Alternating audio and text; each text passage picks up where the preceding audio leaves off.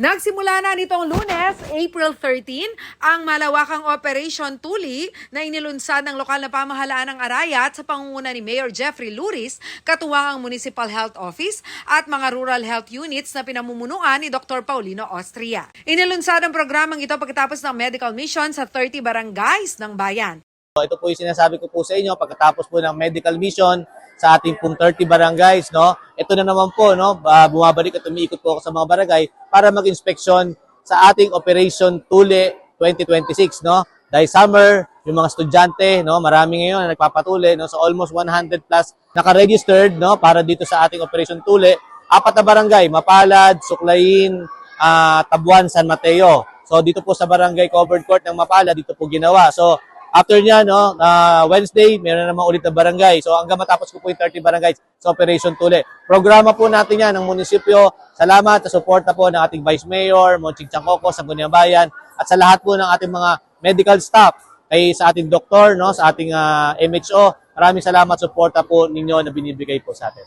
Isinasagawa ang pagtutuli sa 7 strategic areas sa bayan kung saan maaaring magtungo ang mga magkakalapit na barangay upang marami ang maserbisyuhan. Nitong April 13 sa Mapalad Covered Court ang Operation Tuli. Sa San Roque Bitas Covered Court naman sa Martes, April 14. Susunod sa Batasan Covered Court, Manga Kakutod Covered Court, Arenas Covered Court, Glorieta Sports Complex at San Juan Banyo Barangay Hall. Ito po yung Operation Tuli natin. Magkantay lang po kayo at ito po yung naka-schedule naman po. Makipag-ugnayan lang po kayo sa mga barangay health worker kung anong kailangan para masama kayo sa mga programang ito. Target na matuli ang nasa 100 o higit pang mga bata sa bawat operasyon sa iba't ibang lugar o ito ay may kabuuang aabot sa 1,000 o higit pa. Isinasagawa ang pagtutuli habang bakasyon ng mga bata. Maliban sa libreng tuli, libre din ang gamot hanggang sa kanilang paggaling. Lubha naman itong ikinatuwa ng mga magulang na agad dinala ang mga anak sa Operation Tuli. Salamat po sa Operation Tuli na bigay ng ating mayor, mahal na mayor, Jeff Luris. Kami po kay munisipyo, pati po ang Mayor Jeffrey Luris. Ulit pong nag-atin kami pong Operation Tuli.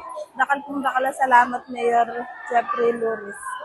At yung po kening Operation Tuli king Mapalad para po assist milar ang kabaryo mi at sumawag kening Operation Tuli na pong pangunahan na pong Mayor Jeff Luris. Thank you po kayang binye yung kaikaryang kabaryo tam. Salamat po.